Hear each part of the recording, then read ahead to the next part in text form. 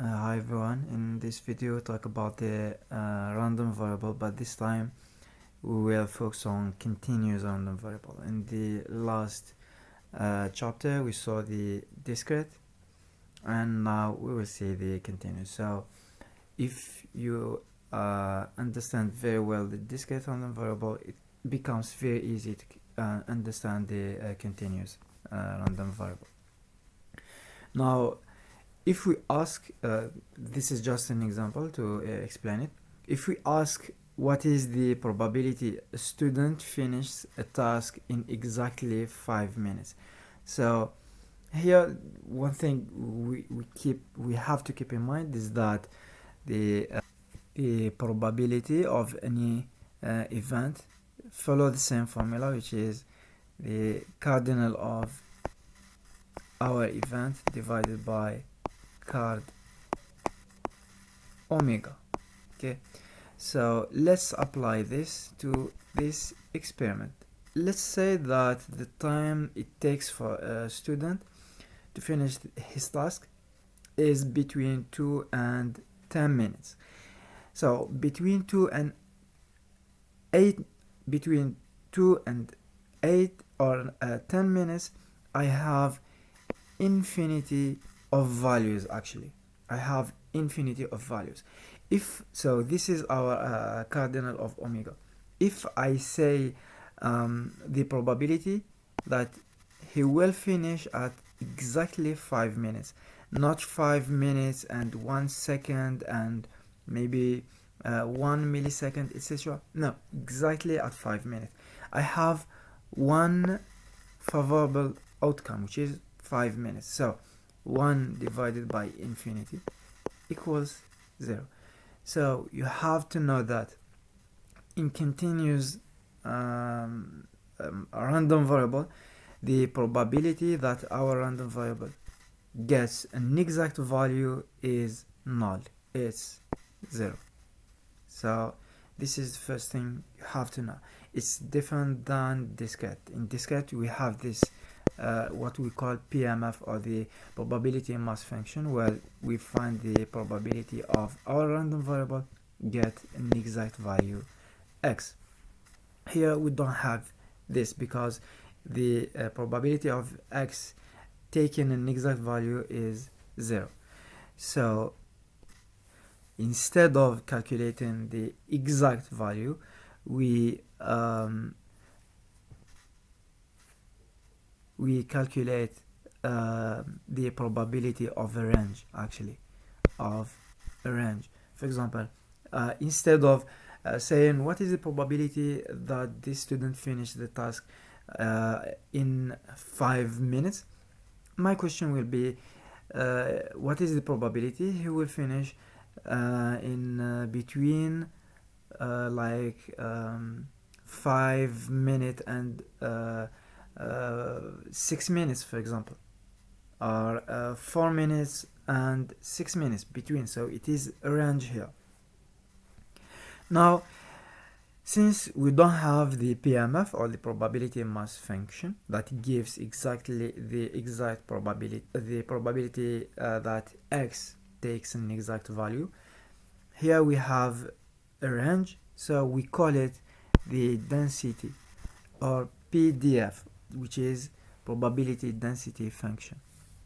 It is written as a function fx, and it has the condition to be considered as a PDF. So fx, which is a function, should meet two conditions, so that we can consider it as the PDF, or as probability density function. The first one is that fx should be always positive, and the second one, we saw with PMF, with the discrete, that the sum of all our probabilities is 100%, which gives 1.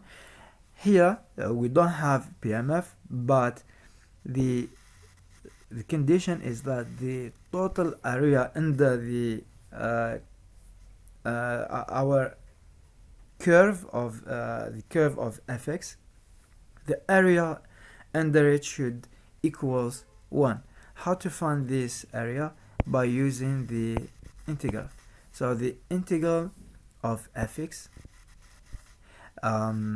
within its domain, or the interval of definition from a, let's call it from a to b. It can be from minus infinity to plus infinity maybe, or 0 to plus infinity, whatever.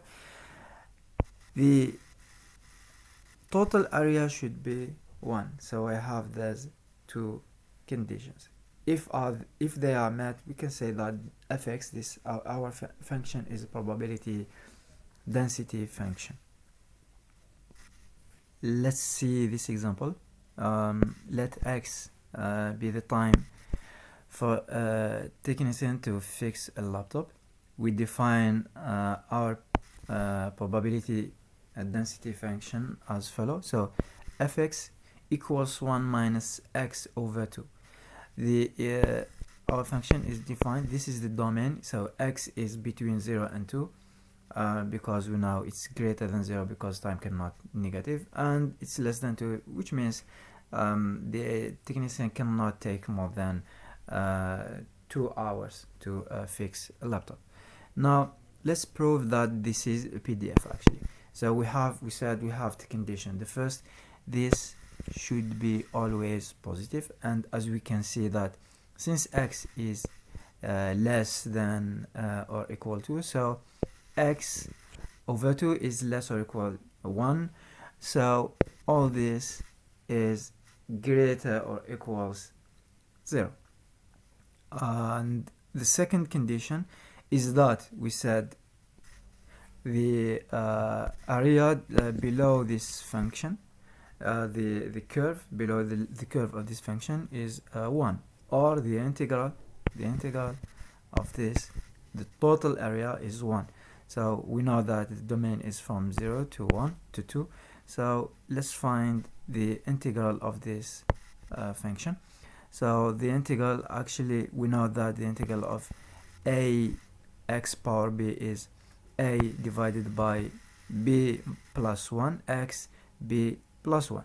So the antiderivative or the primitive of this function is this. So this one, its antiderivative is actually for 1 it is x, and for x over 2 it's 1 over 2 over 2, so it is 1 over 4 times x power 1 plus 1, which is x power 2. This is the primitive or the antiderivative of this. So we get this. Now time to calculate the area below this curve. So we got this. So what we have to do, we evaluate the upper limit. So we replace x by 2. We get 2 minus 1 over 4 times 2 power 2, which is 4. 4 over 4 is 1. We get 2 minus 1, minus, we replace here x by 0. We get 0. So in the end we get 1. This is the total area of this function. So we found that this function respects the two conditions for being a PDF. It is always greater than 0, greater or equal 0, so it is always positive, and the total area under its curve is 1. So yes, it is a PDF, or the probability density function. In the next video we'll talk about the CDF, cumulative distribution function, and we will see also how to find the expected value and the variance. Thank you for watching.